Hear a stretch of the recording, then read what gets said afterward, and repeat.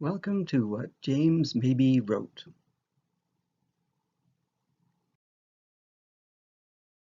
We start off with the title page for Shakespeare's first folio to give ourselves a reference point from which to work.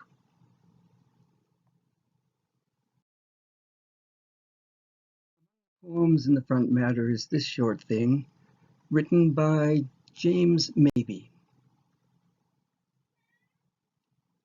To the W. Shakespeare.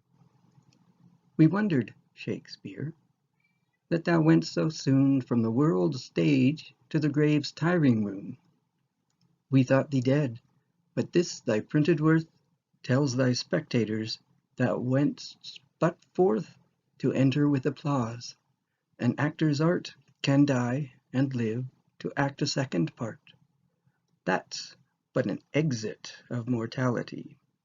This a re-entrance to applaudity.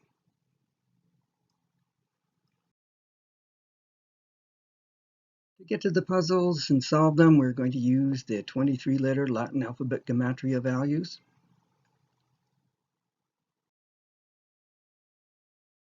Also use the Latin alphabet repeated count.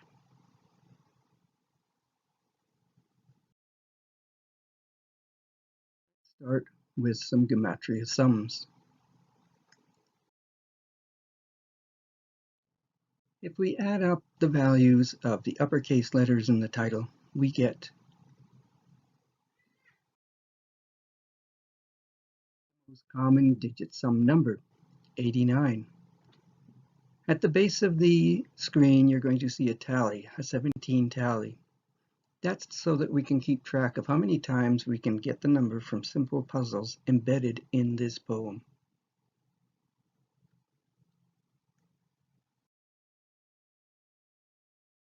In the title is the 17th character.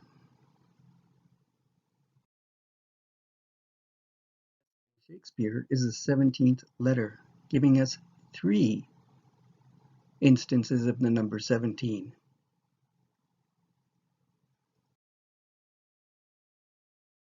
Now we're going to get to Gematria sums in the poem's lines individually. One is 50, and of course we exclude the name because it's optional, as per the rules in the easy peasy way to tell secrets.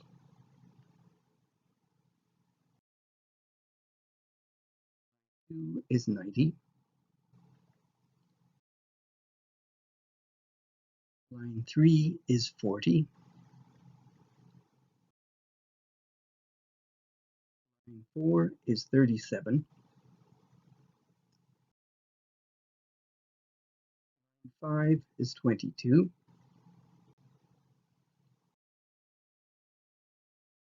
6 is 3.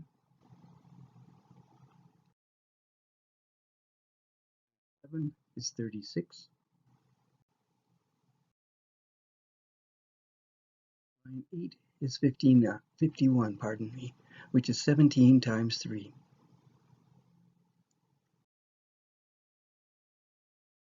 For all the Gematria values is 329. We can add the number of words not in brackets, and we count the hyphenated words, the name, and the title initials as one word each to get 66.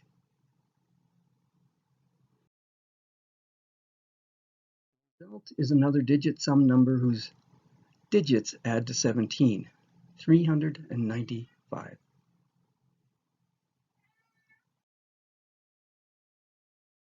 5 numbers which identify the real author of the plays. Is a multiple of 17. Are digit sum numbers which add to 17. But what connects these numbers to them, 40 and 66?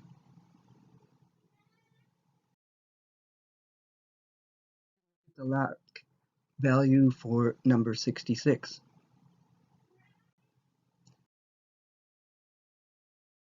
VVV, and it stands for a surname and family motto.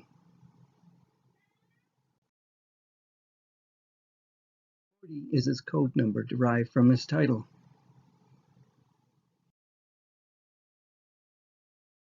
The Gematria sum of these letters, the ones that connect directly to the double V at the beginning, is 56.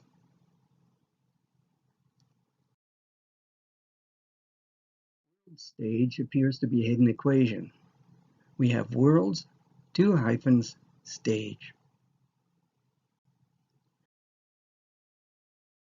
Subtract the lesser Gematria value, the S, from the larger one, the 2 V's. Is 22.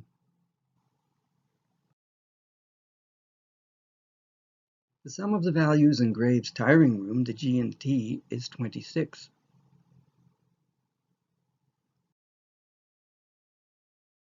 All of these Gematria values is 104. 104 subtract the Gematria value in brackets gives us 86.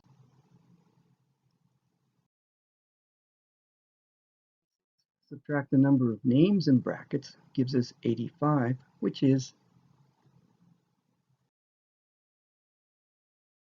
17 times 5.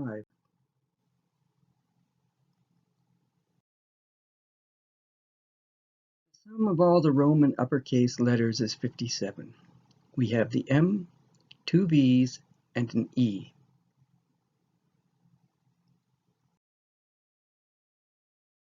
57 is 17 plus 40.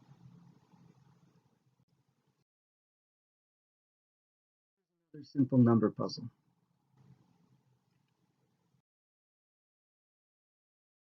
66 subtract this number of lines is 57.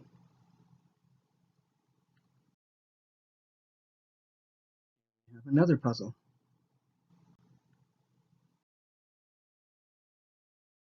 Notice that the uppercase M in the title looks odd.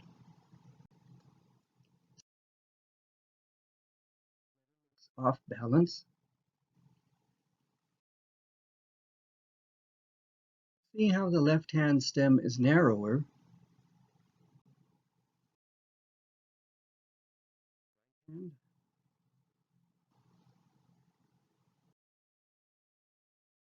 I believe we are to see the letter as 3 Roman numerals joined to look like a letter M, so that we can create a hidden numerical illusion.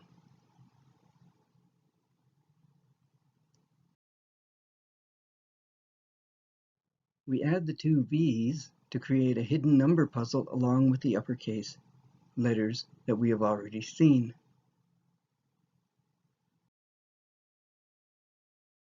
We then simply add them up to get 17.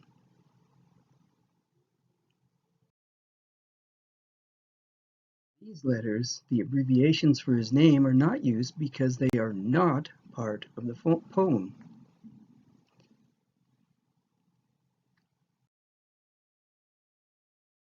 Nine numerical allusions to the real author of the plays, of which 7 involve the number 17. We got 57 twice, remember.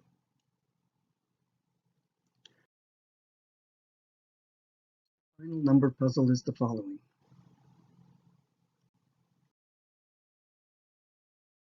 195, subtract the number of letters not in brackets, 292, we get 103. Subtract the number of punctuation marks, 27, we get 76.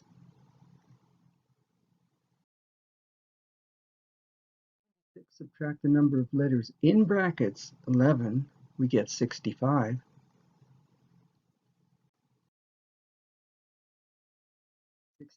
Subtract the number of lines in the poems to get 57 for a third time. It follows the tria sunt omnia principle.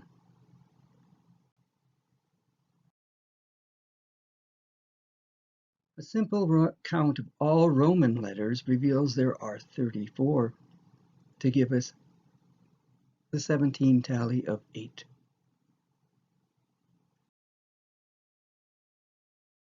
Before we look at the words, why does the poem have such a strange shape?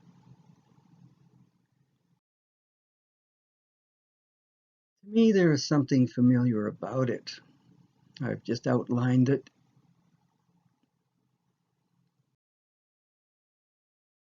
Darken it a little,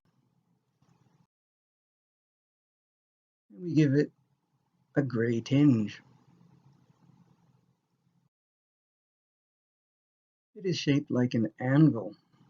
On the left-hand upper corner of the screen, you see a 17th century Spanish anvil, and on the right-hand corner, we see a 17th century French anvil. In the left-hand anvil's profile, we can see that it's very close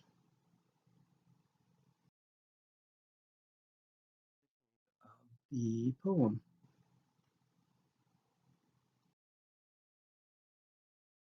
Of course, it's similar in shape to the French anvil on the right.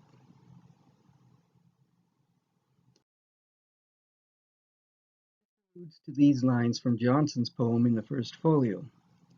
He who casts to write a living line must sweat, such as thine are, and strike the second heat upon the muse's anvil. This tells me that Mabbe and Johnson were probably looking at each other's work and saying, hey, let's connect them somehow.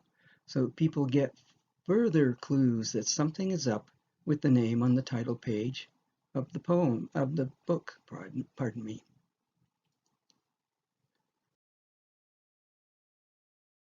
So let's interpret the words. Shakespeare that went so soon from the world's stage to the grave's tiring room.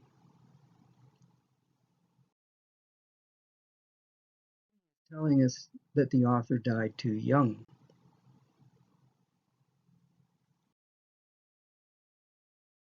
The world stage is a reference to the famous speech from As You Like It, from Act 2, Scene 7, where Jacques says, all the world's a stage, and all the men and women merely players. They have their exits and their entrances, and one man in his time plays many parts.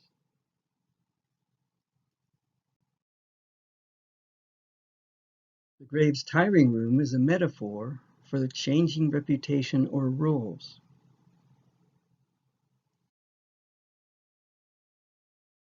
Line 3 needs some more attention.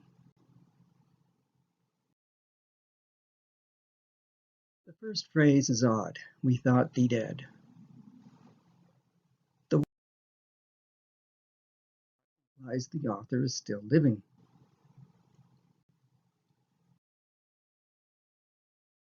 He is going to explain how the book changes that. This thy printed worth.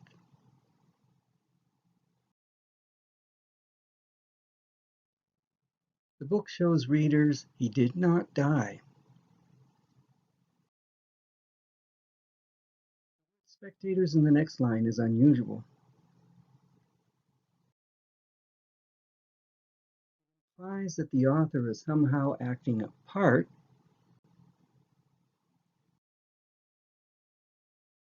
Where line 6 comes into play. Can die and live to act a second part. Here Mabbe is telling us the writer can take on a second name, here called a part.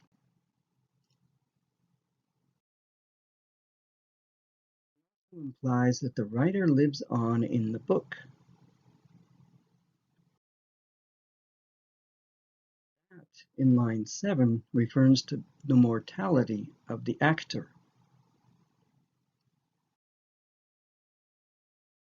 The book makes the writer live again. We thought thee dead relates to the re-entrance.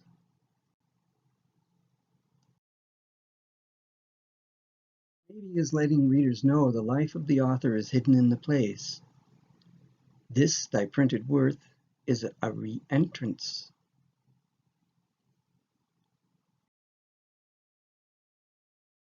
He shows that Mabbe is in awe of the achievement.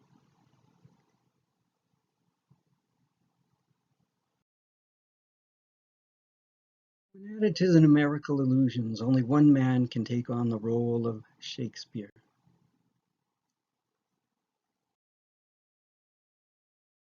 In brackets is optional, as we have seen before. We can insert his name in line 1.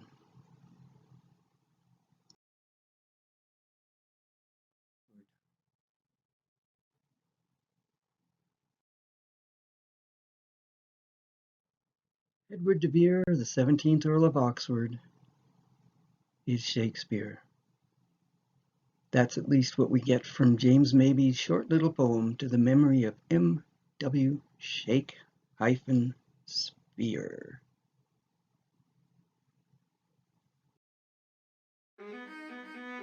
Thanks for watching. Stay safe, everyone.